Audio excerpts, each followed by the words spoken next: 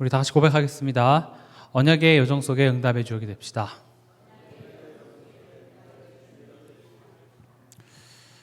드디어 이제 에베소서 2장 마지막입니다. 그러나 오늘로 끝이 날 거지 않고요. 한 번에서 두 번 더 할 것 같은데 너무 귀한 내용들이 많아서요. 오늘 말씀의 제목은 하나님의 권속입니다. 우리가 이 시간을 이제 삶 속에서 읽는 에베소서라고 제가 이렇게 주제를 정했는데, 이게 삶 속에서라는 이 말을 넣은 이유는 이걸 이제 적용하자는 거죠. 내 것으로 만들자 이겁니다.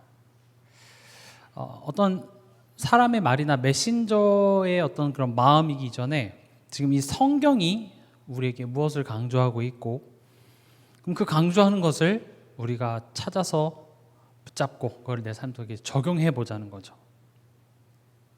근데 이 적용하는 게 좀 힘듭니다. 항상 적용하는 게 힘들고 시간이 걸립니다. 우리가 학창 시절에 공부를 할 때도 특히 뭐 수학이라든지 공부를 하면 우리가 이제 수학을 잘 배우고 개념을 정리하고 와도 결국 그것이 내 것이 되고 적용하기 위해서는 뭐가 필요하냐면 이제 연습 문제를 꼭 풀어야 됩니다. 그런 연습 문제 푸는 거 없이 이론만 달달달 외워가지고는 절대 내게 되지 않죠. 아무리 훌륭한 강사, 뭐 1타 강사, 요즘에 엄청나게 유명한 강사들이 많죠. 그런 유명한 명강사의 강의만 듣고 있는 것이 절대 내 실력이 되진 않습니다. 물론 안 듣는 것보단 나아요. 들으면 좋죠. 근데 실제로 그것을 내가 문제 앞에서 풀어봐야 그게 내 실력이 되는 겁니다. 저는 그래도 한 중학교 때까지는 벼락치기 선수였습니다. 진짜 벼락치기 잘했어요. 재밌게 놀다가 시험 한 10일 남기면 그때부터 이제 벼락치기를 해서 그래도 이렇게 좀 나쁘지 않은 점수들을 받았는데, 문제는 뭐냐면 시험이 끝나고 기억이 나질 않아요. 머릿속에서 싹 사라집니다. 왜냐? 그게 내게 아니기 때문에 그래요. 정답을 달달달 외웠고, 또 어떤 선생님은 쉬는 시간에 잠깐 와서 야, 책 펴.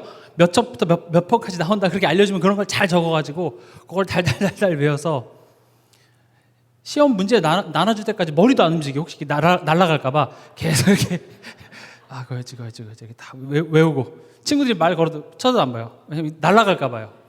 그렇게 하고 시험 받자마자 거기에 막 외운 걸 써놓고 이제 그거 가지고 풀고 그랬습니다. 특히 뭐 한국에서 수학 공부할 때는 공식 엄청 외웠죠. 제가 미국에 가서 처음에 당한 게 공부할 때 막 공식을 막 외워갖고 했는데 시험 볼 때 공식집을 나눠주더라고요. 그래서 내가 뭘 공부했지? 공식 외우는 건 아무런 소용이 없어요. 그걸 이해해야 풀 수 있는 문제를 주더라고요. 한국은 그 공식을 물어보는 거잖아요. 벼락치기 공부가 오래 남지 않는 이유는 그 공식만 달달달 외우고 그게 내게 되어지는 그런 시간들을 갖지 않았기 때문에 어찌어찌 그 순간은 넘길지 몰라도 지나고 나면 남는 게 하나도 없습니다. 우리가 신앙생활을 그렇게 하는지 모르겠습니다. 훌륭한 강사, 어떤 간증들, 그런 것들을 들어서 순간에 어떤 감동과 깨달음은 있을지 몰라도 진짜 그게 내 것이 되기 위해서는 삶 속에서 연습 문제라는 걸 꼭 풀어봐야 됩니다. 근데 이제 우리는 잘 듣고 집에 가서 문제지를 펼치면 이게 눈앞이 깜깜해지는 거죠. 뭐지? 분명히 1 더하기는 2라 그랬는데 사과가 있고 배가 그려져 있으니까 그때부터 이제 헷갈리기 시작하는 겁니다. 분명히 설명드렸을 땐 너무 쉽죠, 간단하죠, 웃고 막 좋았는데 이 문제를 내가 혼자 풀려고 보니까 이해가 안 되는 거예요. 그러니까 이제 내 머릿속에 복잡한 생각이 듭니다. 이건 누가 만들었으며 미분 적분이 삶에 도움이 되냐 안 되냐 이런 것부터 시작해서 막 복잡해지죠. 갑자기 보니까 책상이 지저분한 것 같아서 막 책상을 치우고, 조명이 마음에 안 들어, 볼펜이 마음에 안 들어, 그래서 그 볼펜을 사고 내가 열심히 한번 공부해야겠다, 볼펜 사갖고, 그러니까 배고프니까 밥을 먹고 졸리고 문제만 안 푸는 거죠. 그래서 성도들이 이게 문제를 풀기 싫어하고 이제 포기하고 마는 거죠. 그걸 보고 수포자라고 합니다. 수학 포기자. 근데 우리가 연습 문제를 푼다라는 게 뭡니까? 틀리는 시간들을 갖는 거예요. 다시 틀리면 다시 공식으로 돌아가서 원리를 생각해보고 또 적용해보고 계속 그렇게 반복하다 보면은요, 어느 날 시험지에 그 문제가 나오는데 답이 보이는 거예요. 아, 그렇구나. 예전에는 뭐가 이게 한국말인데 왜 나는 이해하지 못하지? 이랬던 언어들이 이제 답이 보이기 시작하더라는 거죠.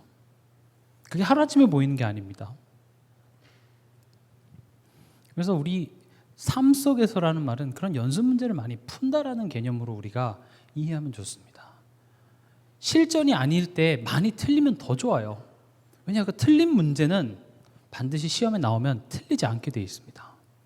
저도 공부할 때 항상 제가 이렇게 시험을 봐서 맞은 문제는 공부 안 했어요. 그건 맞아요, 대부분.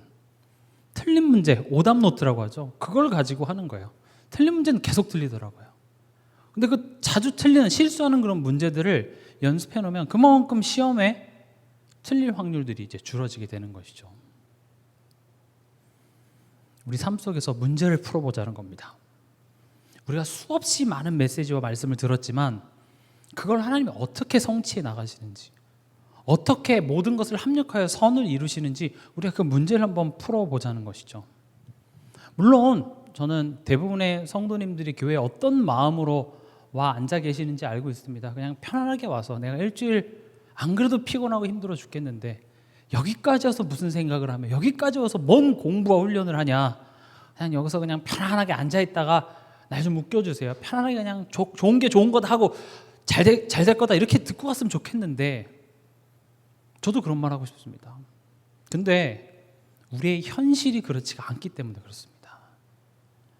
우리가 이 예배 시간을 끝나고 돌아가는 당장 그 가정에 지금 흑암 세력이 어떻게든지 우리를 속이고 우리를 넘어뜨리려고 운을 사자왔지, 때로는 광명한 천사같이 와서 우리를 자꾸 속이려고 하는데 우리가 그냥 편안하게 해서 될 일 같았으면 되겠지만 그렇지 않은 거예요. 성경에서는 편안하게 그냥 교회에 와서 즐겨라 이렇게 얘기하는 것이 아니라 영적 싸움을 해라. 하나님을 알아감에 있어서 자라남이 있게 하라. 우리의 싸움은 혈과 육에 대한 싸움이 아니다. 그런 식으로 얘기를 하고 있습니다. 그래서 선한 경주를, 선한 믿음의 선한 싸움을 싸우는 그런 과정들이 필요한 것이죠. 그래서 저는 제가 사역하면서 어떤 사역자가 될까 이런 생각들을 많이 하는데 제가 요즘에 많이 마음에 드는 모습은 그 참을성 있는 과외 선생님이 되고 싶습니다. 참을성 있게 루트 근해 공식 혹시 아시나요? 근해 공식을 설명하는데 이렇게 루트를 이렇게 씌우죠. 그러면 당연히 이걸 알 거라 생각하고 얘기했는데 이거 뭐예요? 이 지붕 같은 거? 그럼 이제 아이고 잠깐만 이거 어디서부터 설명을 해야 되나? 그래도 거기에 대해서 너 이딴 것도 모르냐 하는 게 아니라 오케이 그럼 거기서부터 다시 한번 시작해볼까 하면서 그 근부터 가르쳐주죠. 왜 그렇게 되고 싶냐면 하나님은 우리에게 대해서 그러시기 때문에 그렇습니다. 굉장히 참을성 있는 과외 선생님처럼 모르겠니? 다시 처음부터 하자. 3학년 수준이 안 되니 2학년 수준, 2학년 수준 안 돼? 1학년 수준. 그래서 신앙생활은 경쟁하는 게 아니에요. 하나님과의 그 개인적인 관계 속에서 내가 자라나는 겁니다. 근데 하나님이 그 과정 속에서 절대 하지 않는 것들이 있습니다. 그게 뭐냐면 우리 대신 시험을 쳐주시지 않습니다. 틀려도 좋고 재수, 삼수를 해도 좋으니 해보라는 거예요. 또 대신 다른 것으로 때우질 않습니다. 방 청소하는 대신 숙제 안 해도 돼. 설거지 하는 대신 학교 안 가도 돼. 그렇게 타협을 보질 않아요. 그래서 힘든 거예요. 그러나 그것은 우리가 뭔가 하나님 앞에 잘못해서 벌을 받는 차원이 아니라 하나님이 오늘 결론적으로도 말씀드리겠지만 하나님이 거하실 성전, 하나님의 사람으로 온전케 하시기 위하여서 하나님이 하시는 일이라는 겁니다. 그래서 이번 한 달에 우리가 기도조라는 키워드가 있었죠. 기도조. 오늘 이 문맥으로 설명을 하자면 스터디 그룹과 같습니다. 같이 공부하는 거예요, 같이. 제가 미국에서 공부할 때 대학교에서 이렇게 스터디 그룹을 이렇게 짜주더라고요. 저는 항상 이렇게 혼자 공부하는 습관이 돼 있어가지고 스터디 그룹을 짜니까 이게 더 번거로운 거예요. 같이 또 모여가지고 난 내 페이스에 맞게 공부하고 싶은데 같이 공부하고 같이 이렇게 그룹을 짜서 이렇게 시험 준비를 하라는 거죠. 처음에는 되게 싫었어요. 부담도 되고. 근데 같이 공부하니까요, 이게 3배가 빠른 거예요. 그리고 내가 보지 못한 것들, 그리고 3가지의 관점을 가지고 한 그 책을 같이 보면서 질문을 하니까 엄청 좋더라고요.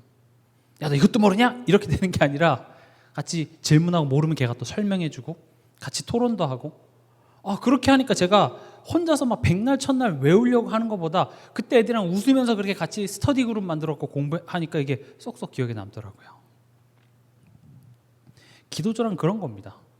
뭘 또 하나를 만들어서 뭐 또 해보자 이런 차원이 아니라, 지금 우리는 복음이 있고 정답이 있고 공식도 알고 개념도 알고, 근데 문제는 실전에서 문제 앞에서 이게 깜깜해지는 거잖아요. 그러니까 연습 문제를 많이 풀어야 되는데 혼자는 힘드니까 같이 하자는 거죠. 왜 나만큼 못하냐 비판하는 것도 아니고요, 경쟁하는 것도 아니고 서로 도와주라는 겁니다. 그게 작은 의미에서의 교회고, 그게 하나님을, 그리스도를 머리로 삼은 이 지체의 모습이기도 합니다. 서로 들어주고 공감해주고 이번 주 강단 말씀 앞에 서도록 도와주는 기도죠. 여러분, 공감과 동감은 다른 단어입니다. 공감, 동감.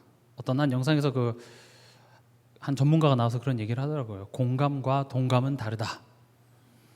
공감은 그 사람이 그 사람의 그 감정을 내가 이제 이해해 주는 것이고요. 동감은 그 사람이랑 똑같이 힘들어하는 거예요.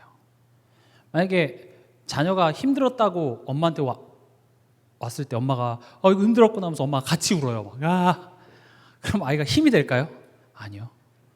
왠지 나 때문에 내가 엄마를 힘들게 한 것 같아서 아이는 더 죄책감에 시달리게 되게 되는 거죠. 공감은 내가 그 사람이 힘들 때 내가 같이 힘든 게 아니에요. 그 사람이 불신앙하고 있을 때 나도 같이 불신앙하는 건 아닙니다. 그러나 공감은 그럴 수 있겠다. 우리 히브리서 4장 15절 한번 같이 읽어볼까요?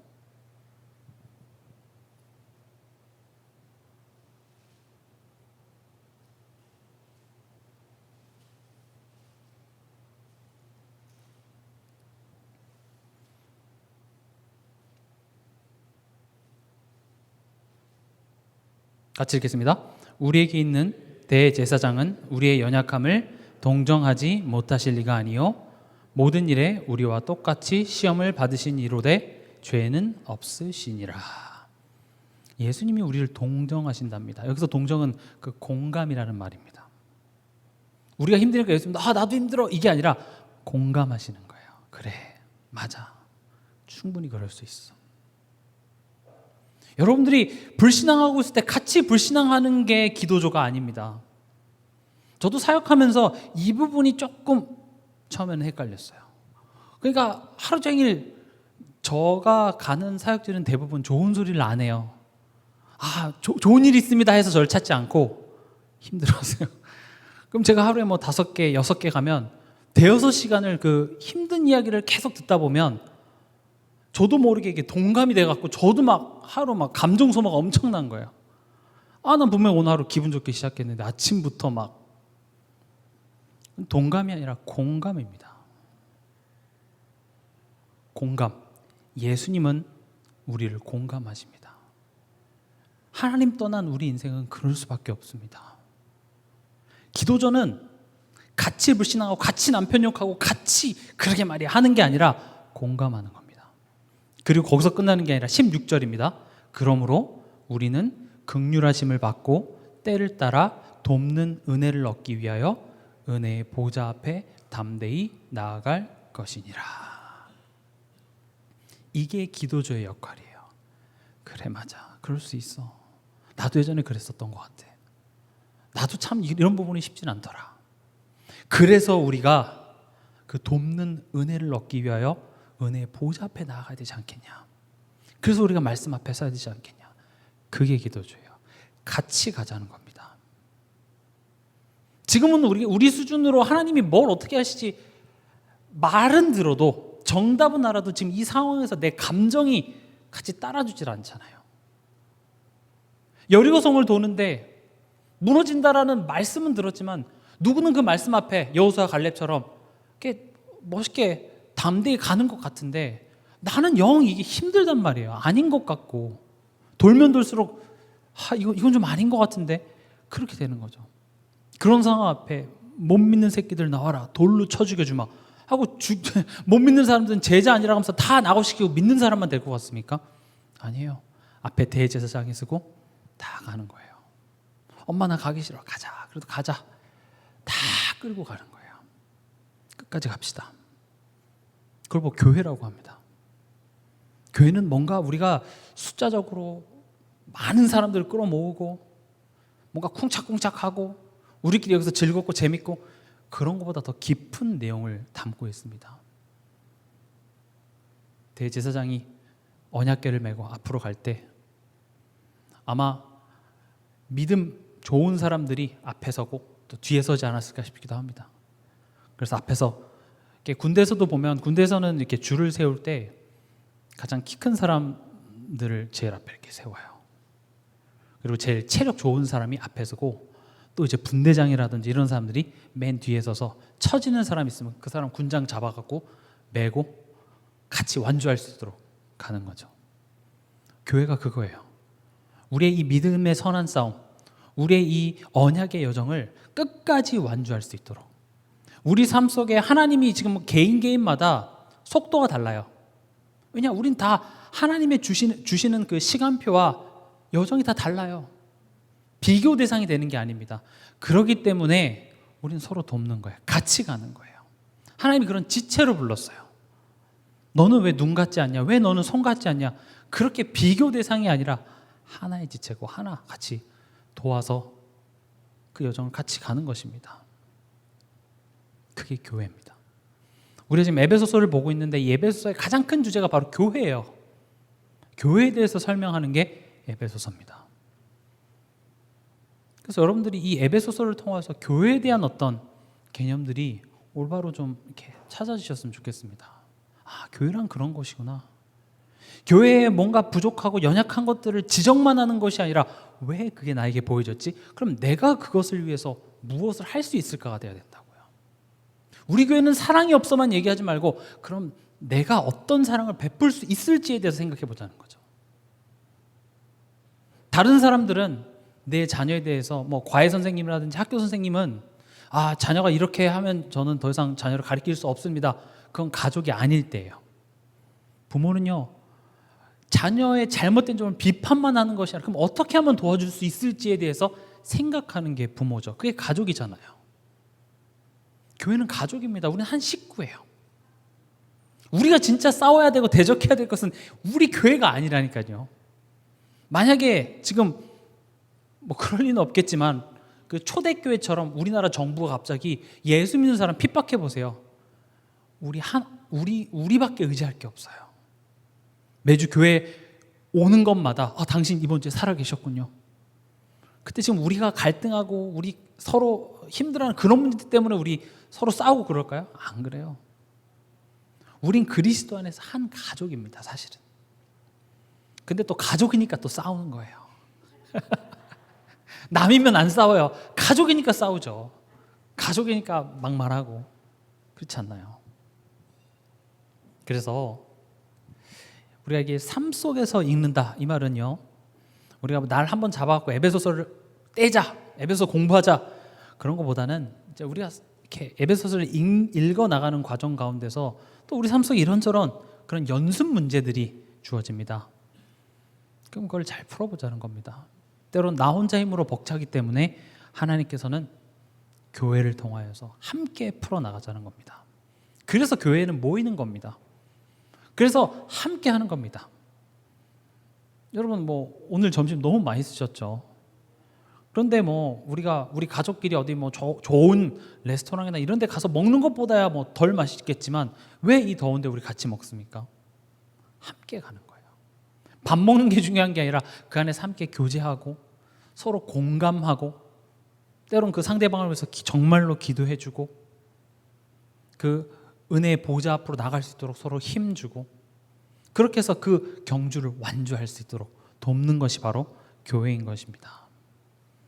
만약 단순히 성경을 공부하고 어떤 지식을 쌓고 설교를 듣는 곳이 교회의 전부라면 그럼 어떤 면에서는 교회라는 건물은 필요가 없지 않을까요? 그냥 유튜브로 훌륭한 목사님 설교 듣기만 하면 되잖아요. 아니면 책 읽어도 돼요. 아니면 여러분 신학교 등록하세요. 그럼 굉장히 잘 알려줍니다.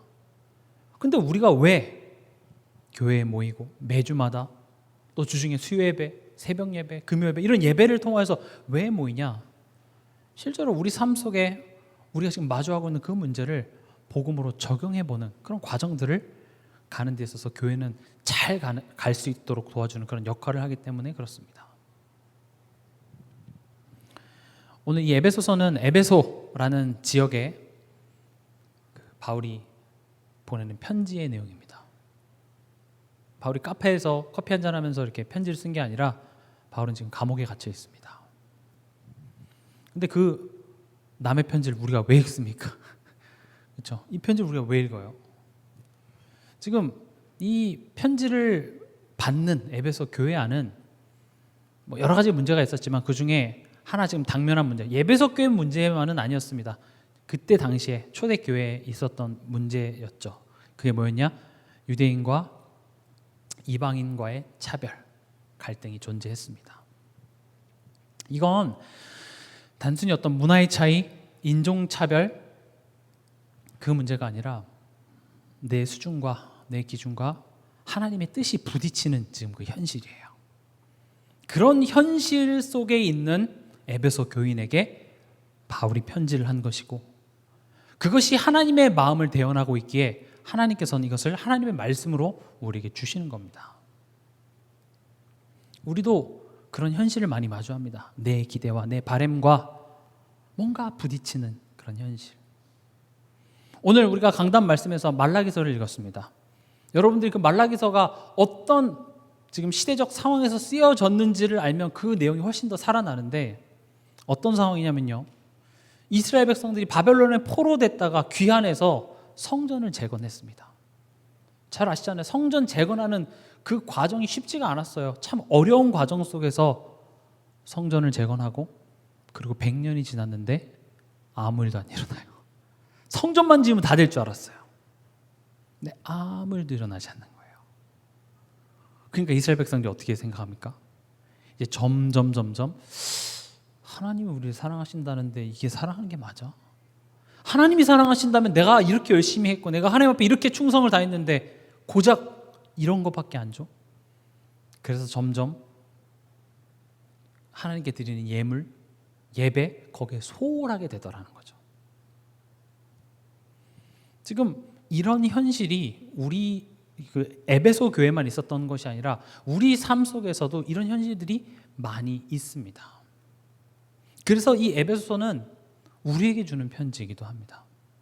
그런 상황 앞에서 11절에 에베소서 2장 11절입니다.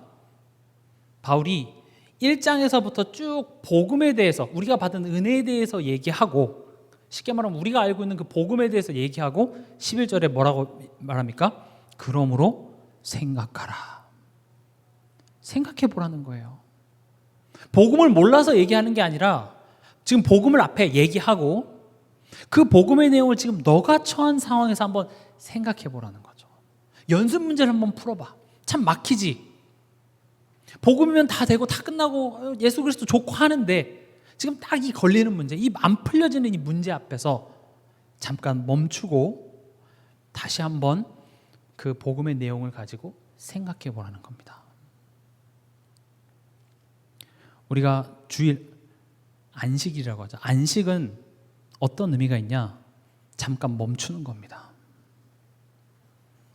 유태인들은 일을 하지 말라 그래서 운전도 하면 안 되고 요리도 하면 안 되고 그냥 그걸 율법적인 개념으로만 받아들였지만 지금 이 안식의 개념은요, 우리가 내 힘을 가지고 내 수준과 내 고집을 가지고 막 달려오던 내 삶 속에 잠깐 멈춰봐. 안 풀리는 건 네가 그걸 뚫어내려고 하지 말고 잠깐 멈춰봐. 그리고 생각해봐. 안 풀리는 문제를 여러분들이 아무리 이렇게 뚫어져라 쳐다본다고 해서 이렇게 풀리지가 않아요. 그 문제를 아무리 볼펜으로 막 끄적끄적 한다고 해서 풀리지가 않습니다. 잠깐 멈추고 다시 아까 배웠던 내용을 다시 돌아가 보는 겁니다. 아까 선생님 뭐라고 했지? 절대 앞에서 배우지 않은 내용은 시험에 내질 않아요. 분명히 배운 것에서 나옵니다. 우리가 주일 예배를 하는 건 그런 의미입니다. 일주일 동안 내 힘으로, 내 방법으로, 내 능력으로 열심히 살아가다가 잠깐 멈춰보는 거야. 잠깐 멈춰봐. 아니잖아. 잠깐 멈춰봐. 멈춰서 가만히 서서 지금 하나님이 너한테 뭘 말하고자 하는지 한번 생각해 보라는 거죠. 우리 삶 속에 그런 시간이 없다? 참 불행한 겁니다. 앞으로 금토일 시대를 얘기하는데 제 생각은 그렇습니다. 금토일 시대가 월요일부터 목요일까지 일하고 금토일 3일 놀 수 있는 전 시대가 될 거라 생각하지 않고, 그만큼 우리 소득이 줄어들게 되고, 그렇기 때문에 이젠 주말이 없어지는 시대가 저는 될 거라고 제 생각은 그렇습니다. 이젠 직업 하나로 되는 게 아닙니다. 월요일부터 목요일까지 일해서 벌어먹고 살 수가 없어요. 물론 나라에서 지원금도 주고 하겠지만 그걸로 되지 않아요. 그래서 이젠 주말에도 일을 해야 됩니다. 주중과 주말의 구분이 저는 없어질 거라고 생각합니다. 물론 학교 다니는 아이들이야 금, 토, 일 놀아서 좋죠. 근데 부모들이 그때 애들 그냥 놔둘 수 있습니까? 학원 보내야죠. 학원 하루 더 보내려면 뭐가 필요해요? 돈이 필요하겠죠. 더 많이 일을 해야 돼요. 더 쉼 없이 미친 듯이 돈 벌기 위해서 살아가야 되는 우리의 삶의 어떤 그런 패턴이 엄청나게 바뀌는 시대라고 저는 솔직히 생각이 됩니다. 이건 제 생각이니까요. 그럼 앞으로 우리가 시대가 가면 갈수록 분명한 것은 하나님 앞에 잠깐 멈춰서서 우리가 생각할 시간이 없어지는 저는 그런 시대가 금토일 시대가 아닐까라고 생각해 봅니다. 그렇다면 우리가 그 시대가 지금 이미 다가오고 오고 있지만 우리 삶 속에 잠깐 멈춰서 생각해보는, 지금 내 앞에 있는 이 문제를 내가 못 풀겠다고 도망가고 다른 것으로 때우려고 하는 것이 아니라 그 작은 하나님께서 허락하신 문제 앞에서 그러므로 생각하라 이겁니다. 우리의 삶 속에서 우리의 수준과 기준과 부딪히는 그런 상황 속에서 예수를 기준 삼아서 살아가는 그 인생이 복음 안에서 살아가는 새 인생인 것입니다. 오늘 19절에 우리 19절 한번 같이 읽어볼까요? 그러므로 이제부터 너희는 외인도 아니요 나그네도 아니요 오직 성도들과 동일한 시민이요 하나님의 권속이라. 지금 이 문장이 대꾸를 이루고 있습니다. 외인이 아니라 뭐라고 되어 있습니까? 외인, 그 다음에 나그네 이렇게 되어 있고 시민과 권속입니다. 여기서 권속은 가족을 의미합니다. 식구라는 말입니다. 그러니까 지금 너네가 외인이 아니라, 그러니까 외국인이 아니라 너네는 시민이야. 그 다음 나그네, 옛날 성경에 손이라고 되어 있습니다.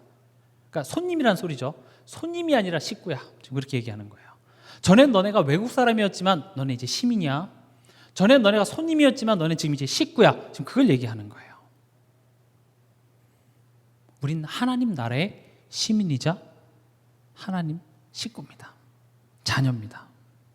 그러니까 지금 왜 이런 이야기를 하냐면 외인이었을 때 수준으로 바라보지 말라는 겁니다. 손님이었을 때 너의 경험을 가지고 지금 바라보지 말라는 거예요. 너 이제 가족이잖아. 넌 이제 우리 대한민국 시민이잖아. 천국 시민이잖아.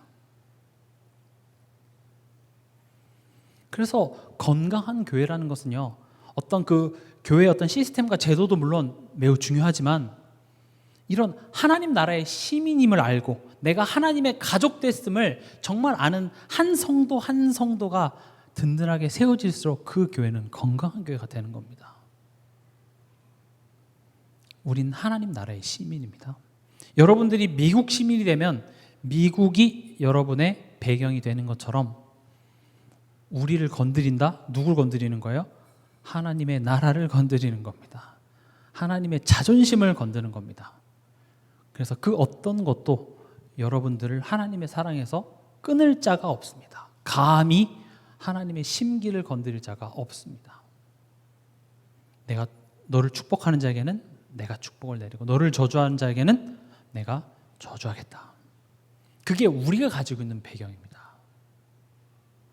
그렇다고 해서 하나님이 어려움 없이 힘듦 없이 가게 하는 것이 아니라 그게 실수가 아니라 지금 그 하나님의 보호 안에서 우리를 지금 자라나게 하시는 하나님의 역사하심입니다.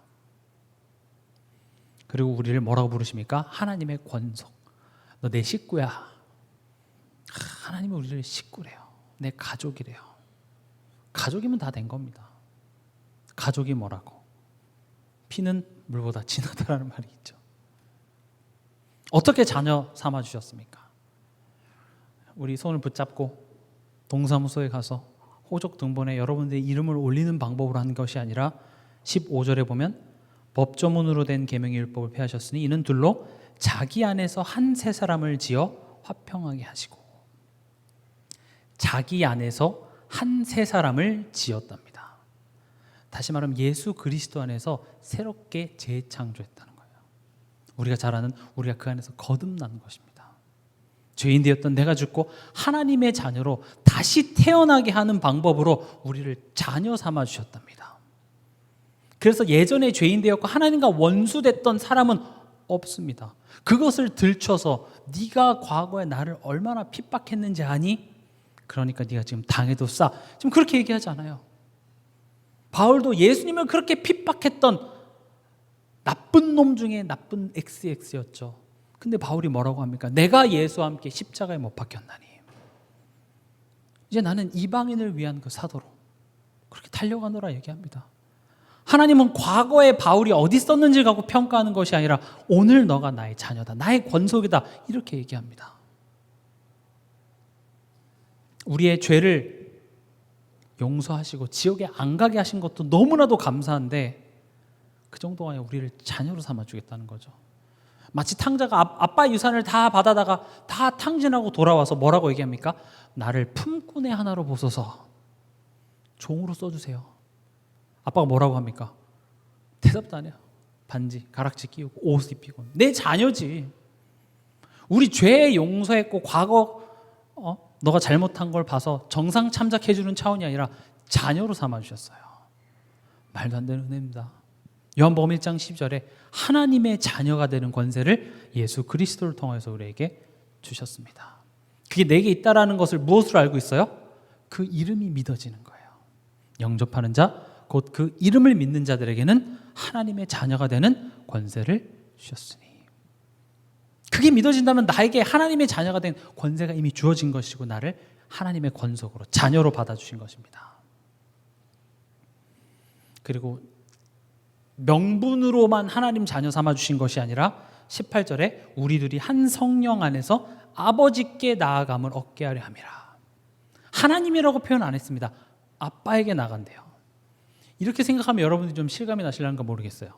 예를 들어서 굉장히 골드만삭스라든지 세계적인 엄청난 규모의 자산을 운영하는 그런 금융회사의 CEO가 지금 막 몇천억 원의 그 중요한 순간을 갖고 막 고민하고 있는데 갑자기 똑똑똑 소리가 나는 거죠. 그리고 딱 들어오는데 자기 딸이 와서 아빠 나 등 긁어줘. 그러면 아빠 어떻게 해요? 우리 딸 긁어줘야지.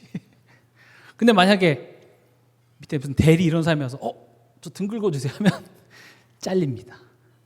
그건 있을 수가 없는 내용이에요.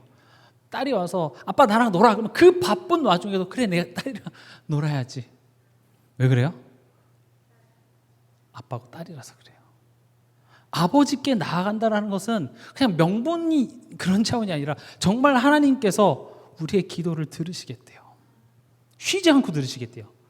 그러니까 쉬지 말고 기도하라 그러죠. 나 안 쉬어. 너가 뭐가 필요한지, 너가 지금 나에게 하는 이야기 난 쉬지 않고 들을 준비가 돼 있어. 불꽃 같은 눈동자로 내가 너의 인생을 보고 있어. 그러니까 쉬지 말고 24시간 편의점처럼 언제든지 부르시면 달려가겠습니다. 하나님이 우리보다 열등해서가 아니라 아빠기 때문에. 우리 교회도 그 딸바 보이신 장로님이 한 분 계시는데 누구라고 제가 말씀 안 드리겠지만 그 딸을 위해서 바쁘신 분이 그 시간을 쪼개서 그 딸을 위해서 하는데 딸은 그 마음을 알아줍니까? 못 알아주죠. 그리고 당당히 요구하면 아빠 이거 해줘. 그럼 아빠 져요. 아이고 우리 딸 하면서. 그게 아빠와 딸. 우린 정말 하나님을 그런 하나님으로 우린 알고 있습니까? 마태복음 6장 31절 32절에 그러므로 염려하여 이르기를 무엇을 먹을까 무엇을 마실까 무엇을 입을까 하지 말라. 이는 다 이방인들이 구하는 것이라. 너희 하늘 아버지께서 이 모든 것이 너희에게 있어야 할 줄을 아시느니라. 하늘 아버지께서, 옛날 성경 천부 이렇게 돼 있죠. 하나님 아버지께서, 하늘에 계신 대단한 분이라는 말이 아니라 아버지께서 이 모든 것이 너희에게 있어야 할 줄을 아신답니다. 난 또 모르시는 줄 알았지. 그럼 아시는 분이 왜 이러십니까? 우리 이러죠. 넌 왜 내가 모를 거라고 생각하니? 저는 하도 하나님이 응답을 안 해주셔가지고 모르시는 줄 알았죠. 아시면서 왜 그래요? 우리 갈라디아서 4장 한번 읽어보겠습니다. 갈라디아서 4장 6절에서 9절입니다.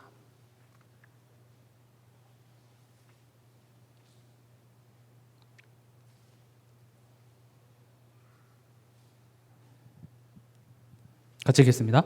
너희가 아들임으로 하나님이 그 아들의 영을 우리 마음 가운데 보내사 아빠 아버지라 부르게 하셨느니라. 그러므로 네가 이후로는 종이 아니요 아들이니 아들이면 하나님으로 말미암아 유업을 받을 자니라. 그러나 너희가 그때에는 하나님을 알지 못하여 본질상 하나님이 아닌 자들에게 종노릇하였더니 이제는 너희가 하나님을 알 뿐 아니라 더욱이 하나님이 아신 바 되었거늘 어찌하여 다시 약하고 천박한 초등 학문으로 돌아가서 다시 그들에게 종노릇하려 하느냐. 지금 이 구절이 제가 오늘 말씀드리고자 하는 내용을 싹 다 요약하고 있어요. 너 이제 아들이잖아. 아빠, 난 뭐라고 해도 너는 내 자녀이고 취소되지 않는 차원이 아니라 이제는 내 유업을 받을 자야. 상속자야. 그럼 겨우 난 뭐 어떤 거지 같은 짓을 해도 나는 아빠 아들이야. 그런 수준에 머무는 것이 아니라 유업을 받을 자. 전에는 너가 나를 몰라서 그렇다 치지만 이제는 너가 그 자리에 머물러 있지 마. 9절에도 우리가 하나님을 알 뿐 아니라 하나님이 아신 바 된 자들입니다. 하나님은 여러분들 머리털 하나까지 다 세신 바 되신 하나님입니다. 여러분들이 무엇 때문에 힘들어하고 무엇 때문에 갈등하고 무엇이 가장 약하며 어떤 부분 건드리면 여러분들이 뒤집어지는지까지도 하나님은 다 아시는 하나님께서 말씀하십니다. 나는 너 다시 약하고 천박한 초등 학문으로 돌아가서 다시 그들에게 종노릇하는 꼴 나는 못 본다.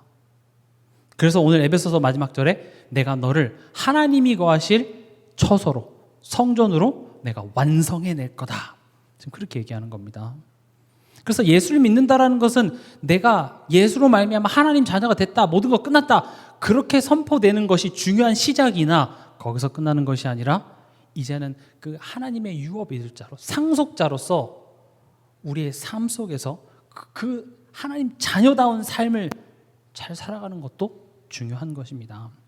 그 방법이 20절입니다. 에베소서 2장 20절에 너희는 사도들과 선지자들의 터 위에 세우심을 입은 자라. 그리스도 예수께서 친히 모퉁이 돌이 되셨느니라. 모퉁이 돌이 됐다는 건 뭡니까? 기준점이 되셨다는 겁니다. 벽과 벽이 만나는 지점입니다. 벽돌을 쌓다가 이게 잘못되면 다시 허물고 다시 기준점으로 돌아와서 그 기준점에서부터 시작하는 겁니다. 하나님이 우리를 성전으로 짓는 것은 속도전이 아니고 무조건 크게 짓는 것이 아니라 우리의 기준점인 예수 그리스도 앞에 자꾸 나와서 거기에 맞추자는 거죠. 내 수준이, 내 기준, 내 과거의 경험 아니라 모퉁이 돌 대신 그리스도 예수 앞에 내가 자꾸 맞춰서 그리스도가 기준이 된 하나님의 거하실 처소로 우리를 완성시키겠답니다. 여기 가면 지어져 가느니라 이렇게 되어 있습니다. 지어져 간다. 그럼 지금 하나님이 주목하는 것은 완성은 하나님이 시키십니다. 시작 또한 하나님이 세우셨습니다. 근데 지금 하나님이 우리에게 말씀하시는 건 뭡니까? 여정입니다. 하나님은 그 여정에 관심이 많습니다. 그래서 이번 우리 주제가 뭐죠? 언약의 여정 속의 응답의 주역입니다. 착한 일을 우리 안에서 예수님이 시작하셨습니다. 그 완성 하나님이 반드시 완성해 내십니다. 그러나 그 여정 가운데서 우리와 함께 동행하시길 원합니다. 그 여정 가운데서 우리가 성숙하시길 원합니다. 그 여정, 그게 언약의 여정입니다. 하나님의 성전으로 지어져가는 여정. 말씀을 마치겠습니다. 우리는 하나님의 권속입니다. 하나님의 마음을 모르시겠다면 여러분들이 딱 여러분들 자녀에게 품는 그 마음이 하나님의 마음과 크게 다르지 않을 것입니다. 내 자녀임에 안심하는 차원이 아니라 더 훌륭해져라는 겁니다. 어떤 대단한 업적을 이뤄내는 것이 아니라 내 마음을 알길 바란다는 겁니다. 적어도 아빠 없는 자 같이 굴지 말고 내가 너의 아빠인 것을 알고 그것으로 말미암아 너가 안심하고 기쁘길 바란다. 그게 하나님이 우리에 대한 마음이자 목적이자 계획입니다. 성령은 그 방향으로 인도해 가십니다. 여러분들이 원하는 것을 얻어내기 위해서 A로 가는 게 맞습니까? B로 가는 게 맞습니까?에 하나님께서는 현명한 선택을 하기 위해서 굳이 성령으로 우리 함께 계시면서 선택을 대신해 주기 위해서 계시는 게 성령이 아닙니다. 성령은 우리로 하여금 하나님을 아빠, 아버지라 부르게 하시고 우리가 하나님의 자녀인 것을 알게 하시는 겁니다. 이번 한 주간도 하나님의 그 크신 사랑을 우리가 기억하면서 우리가 하나님의 권속으로 그 자녀다운 삶을 사는 한 주간 되시기 바랍니다.